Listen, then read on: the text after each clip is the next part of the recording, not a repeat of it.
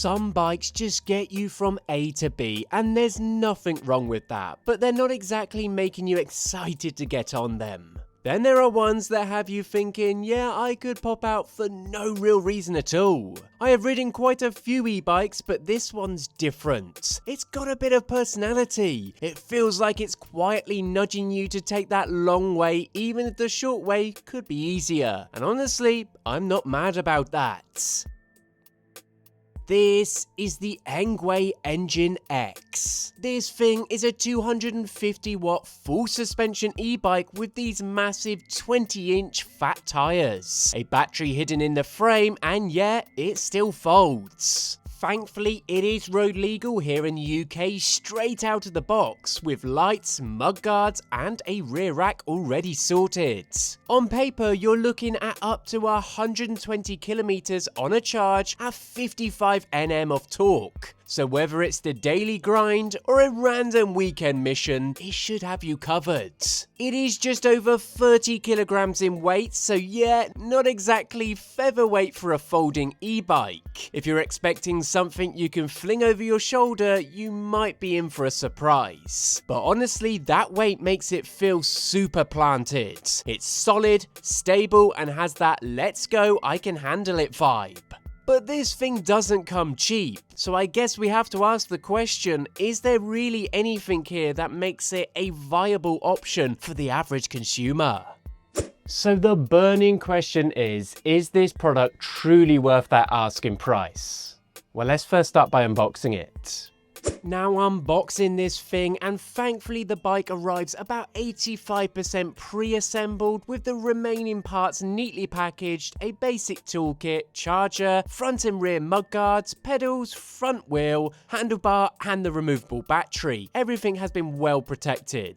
Now I won't go too much into assembly so we can get straight into the video, but it is very straightforward. You just need to pop on the front wheel, set up the handlebars, and install the pedals, along with a couple of other things. It took me around 30 minutes to get this up and running and ready to ride. But once it was fully assembled, you can really appreciate the way it looks and felt. It is solid.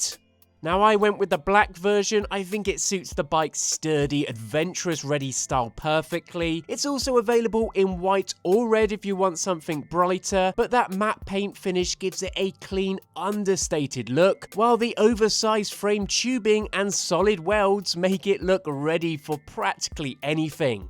Although it's a folding bike, it feels more like a full-size adventure bike when you're actually riding it. At just under 32 kilograms, you're folding it to save space rather than to carry it around regularly, because this thing is really heavy. It's certainly not that kind of portable bike you buy for taking on and off trains or slinging over your back. Folding this bike is pretty straightforward on paper. There's a latch in the middle that lets you fold it in half, plus the pedals and handlebars fold down too. Sounds simple enough, and technically it is. But the catch is obviously that weight. So while the mechanism itself works fine, actually wrestling with the weight of the bike makes the whole process feel a bit more hassle than it first looks. Certainly something to keep in mind if you're planning to fold it up often. This probably isn't the bike for you. Now I will say that frame feels rock solid. There's no flex or rattles, and the cabling is neatly tucked away. The suspension is surprisingly firm enough to keep things stable, but still soaks up rough patches nicely. Those 20 by 4 inch tires glide over cobbles, gravel, and potholes, and together with the suspension, they give an overall comfortable planted ride without feeling spongy. Even with a heavy load, the balance feels right. The upright riding position gives great visibility in traffic, and the grips and saddle are also comfortable enough for long rides without wanting to change a thing. All those traits make it a practical choice too. The mudguards are certainly a welcome touch, particularly if you like to take the bike beyond smooth city streets. They do a great job of keeping spray and muck off your clothes, certainly whether you're pedaling through post-rain puddles or tackling a muddy track on the weekend. Thankfully, this does have cruise control function, letting you maintain a steady speed without constantly holding the throttle. On longer, flatter stretches, it's a nice way to relax and enjoy the ride while giving your wrist a break. I will say the LCD display is bright and easy to read outdoors, showing speed, assist level, trip distance, and battery status at a glance. To be fair, even in strong sunlight, I've never really struggled to check my stats mid-ride. Controls are glove-friendly with buttons that are easy to reach without taking your eyes off the road. It does feel rather intuitive, so you can flick between assist levels or reset your trip meter on the go. Now let's have a bit of a chat about the motor. The 250 watt rear hub motor is rather smooth and quiet and can give you up to 55 Nm of torque. Roughly the kind of pulling power you'd expect from a decent mid-range petrol scooter, but delivered instantly when you need it. You've got 5 assist levels in total. I mostly used 3 or 4, with 5 giving a nice boost on hills. It's not a rocket, but it gets you up inclines steadily, even with a rather large load on the bike. Noise is quite minimal, just a soft hum on steeper climbs, and power delivery feels predictable, not too jarring. Even on mixed terrains, the noise is barely noticeable, making longer rides much more enjoyable.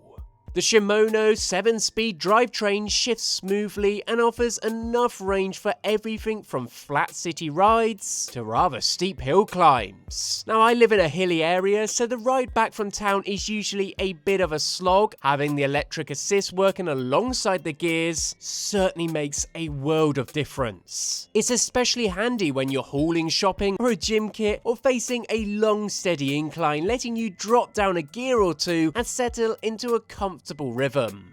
On open roads, it holds comfortable cruising speed, and those fat tyres give you the confidence to roll off the tarmac and explore gravel or grass without hesitation. Really, although this is marketed as more of a city rider, I can easily see this being very good on pretty much any terrain.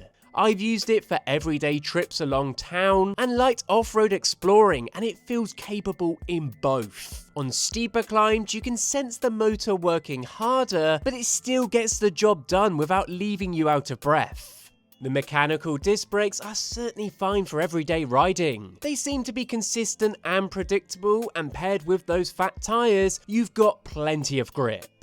Riding back from the shops fully loaded, the brakes brought me to a controlled stop without fuss, certainly giving me confidence on busier streets. They were a bit sharp to start with, but obviously over time this will improve.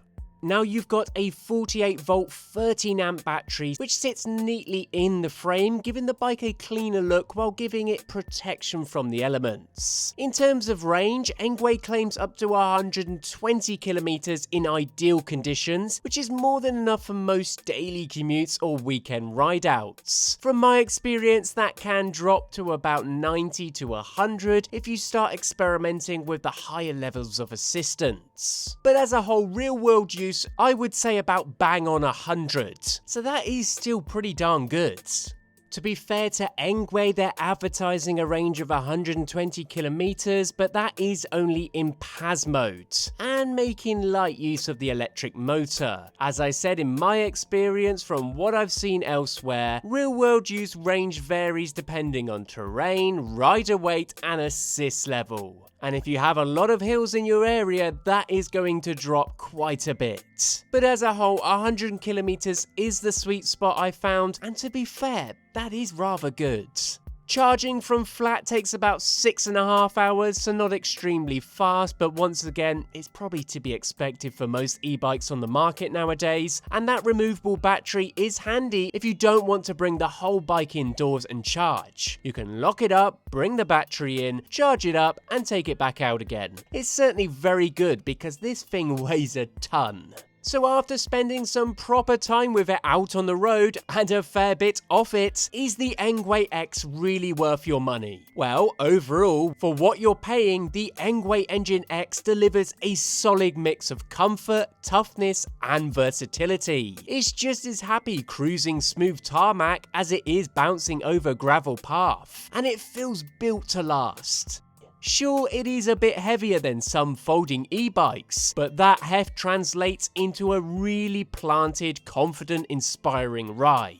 If you're after something that can tackle a mix of terrain, haul your gear, and still fold down for storage at the end of the day, this one's certainly worth considering. This is a bike that's built to last.